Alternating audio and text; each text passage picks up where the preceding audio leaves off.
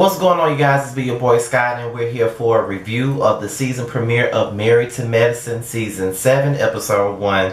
Yes, you guys, as you guys all know, I've been dealing with the death of my family. My cousin Poochie passed away Saturday morning at 8 o'clock a.m. She was on life support for like 2 weeks, and I am mourning right now, but I'm still trying to give y'all the video, still trying to do what I need to do. I want to thank everybody for your condolences to my family. It's really appreciated. This is a trying time for me, being that Poochie and I were very close. She's like an aunt to me. She's actually my dad's first cousin, which makes her my first cousin once removed, which makes her kids my second cousins, and I'm very close to her kids and I'm very close to her nephews. So it's really hard for me, but I'm trying to get past it the best way that I can. So here I am giving y'all this review. So let's just get right on to the show. First of all, I just want to say that this premiere was very mediocre. I kind of dozed off through most of this damn shit, to be quite honest. So I already can see that Married to Medicine is about to be a bunch of overrated, hyped up ass bullshit like it's been for the last couple of seasons. Because as y'all know, I would stop reviewing Married to Medicine in a second. But y'all already know I'm only going to talk about what really stands out to me, and that's that. So we open up the episode with Open and Honest. It's basically a podcast with Jackie and Heavenly, and they're talking about girlfriend codes and what codes you don't need to break. And a lot of the codes that they were saying that you can't break were all facts. But I'm guessing this Open and Honest stuff is going to be the catalyst for the storylines this season. So Heavenly takes Quad to a vagina steamer, basically. You know, she's trying to get a vagina steam and get, you know, whatever memory of Dr. Greg away from Quad. And that's what we need. We don't need another season of Quad crying over Greg. So in the midst of them doing all of that, they talk about the issues amongst the group and how, you know, they talked about the Open and Honest podcast and what Quad thought about it. And Quad feels like because her and Mariah aren't friends, it really doesn't matter what she says. Well, I'm just going to say this. I don't like Mariah at all. Everybody knows this already. But I just feel like whether you're friends or not, I always feel like this. If I was ever friends with you, it doesn't really matter what happened, what you did to me, how we fell out or whatever. I would never put out any personal conversations that we ever had to the public. I would never do that. You know, y'all know I don't like saying his name, but I have to use a person that y'all know for a fact. But however, if, you know, we fallen out publicly, and I've never put out anything that I knew about him personally. I've never told his business. I've never done any of that. I never told anything personal. Never told none of his business. Because at the end of the day, I feel like if you could tell a motherfucker's business after y'all done fell out, that means you were phony to begin with. And I just pride myself on being solid. And I don't give a fuck what happened. I don't give a fuck how we fall out. I'm never going to tell your business. Whatever secret you had with me is always going to be safe. It's a lot of things, and there's a lot of things that I know about motherfuckers, and that's outside of the person that I just mentioned. There's a lot of shit that I know about certain people in my life, and I'm no longer friends with them that I would never utter a word about, and that's just what it is. So I just couldn't agree with Quad on that, because Quad, if you can just freely let loose some shit. Let's say, for instance, Mariah really did do coke, because that's alleged. So let's just say she really did do coke and you knew about it. Why reveal it right now? To me, that sounds like some shit that you've been waiting to let loose from the very beginning. You know what I mean? So that doesn't make you look good at all. So I got to keep my eye out on you, Quad, to be honest. Because I like you and I don't like Mariah, but I don't like that. Because I always feel like when people fall out and they get to revealing secrets and shit like that, embarrassing stuff at that, that's something that you've been wanting to do, and that's just shiesty as fuck to me. Honestly, that's just how I feel.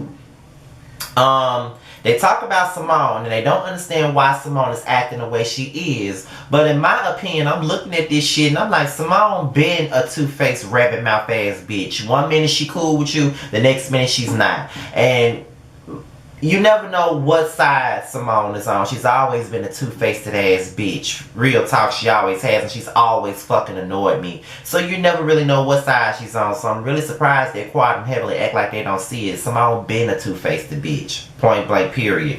So Simone, Toya, and Mariah, they're all having dinner and they discuss the podcast. Now, Mariah was upset about Jackie's choice of words when she said, do you think that Quad should have put out there that Mariah did drugs? Mariah took that personal. She feels like Jackie is no different from Quad nor Heavenly. To me, I'm just going to say this. I don't think that Jackie really meant any harm when she said that. I don't think that Jackie was completing the narrative of Mariah doing coke. I honestly feel like she asked Heavenly the question of, do you think that Quad should have said that Mariah did coke? Basically saying, do you think she should have said it at all? Like, that could be left open to her saying, you know, should she had said it at all, whether it was true or not, should she had said it. That's how I took it. But of course, Mariah takes everything so fucking personal, and she said worse things about motherfuckers, and nobody is allowed to take it personal. But when one motherfucker say anything about her, she's ready to cry and do everything else and remind motherfuckers that it's her show and she put this group together and everything else. I can't stand Mariah. But I don't know. But another thing, I just really feel like Mariah just don't like Jackie, and Jackie just don't fucking like Mariah, and Mariah been wanting to have a beef with Jackie, a real solid beef. So that's just what I take from it, honestly. And Toya and Simone just down for the ride, to be quite honest. So Simone and Cecil, they talk to their kids, and Cecil finally got a job, and he has a job with Simone as well, being her part-time assistant. So, you know, one of the kids went to Howard University, but they didn't get the job done, so they went to Georgia State, and now they're doing the damn thing right now. So they're just glad to, it's just nice seeing Simone and Cecil together and seeing them with their kids there, because their kids are fucking hilarious. I love watching their kids. So we get into what really matters, and that's Dr. Damon's surgical party.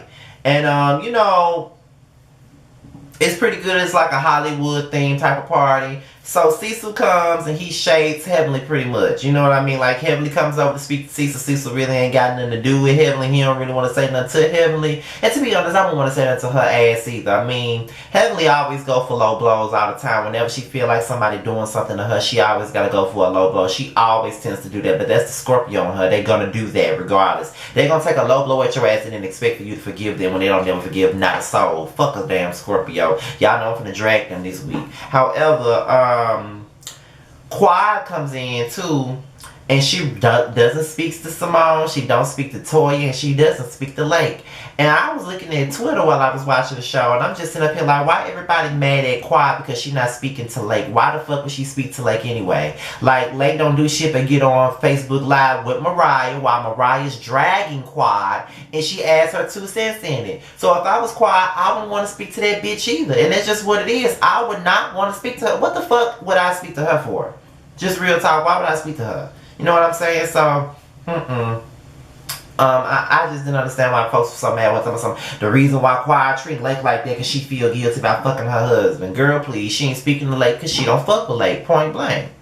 So, when Quad, Heavenly, and Contessa, and Dr. Jackie joins the other group, Mariah confronts Jackie over her comments.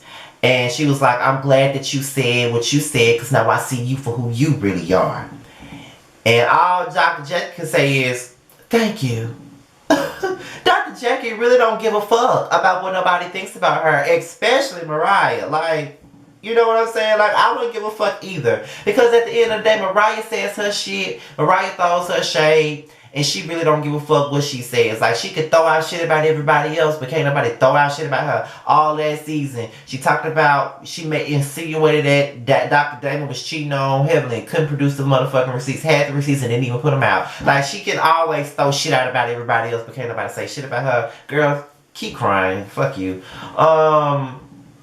Then Simone confronts Heavenly about her comments, and then they were talking about how she was coming for Cecil and everything like that, which Heavenly was dead ass wrong for. Like, if you got a problem with Simone, you keep it with Simone. Don't bring up her fucking husband, because you'll be ready to fight if somebody brought up Damon.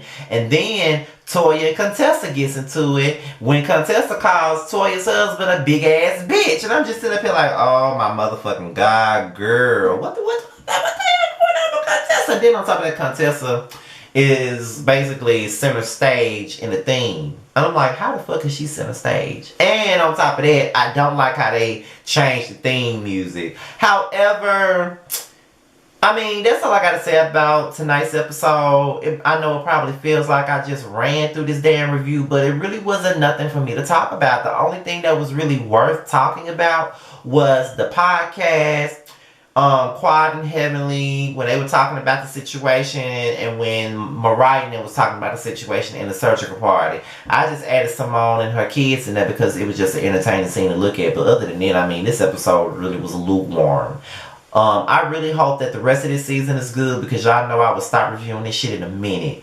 However, I'll be back to reviewing the Housewives of Potomac for the reunion. I definitely will be because I lost interest in this season, but I definitely review the reunion.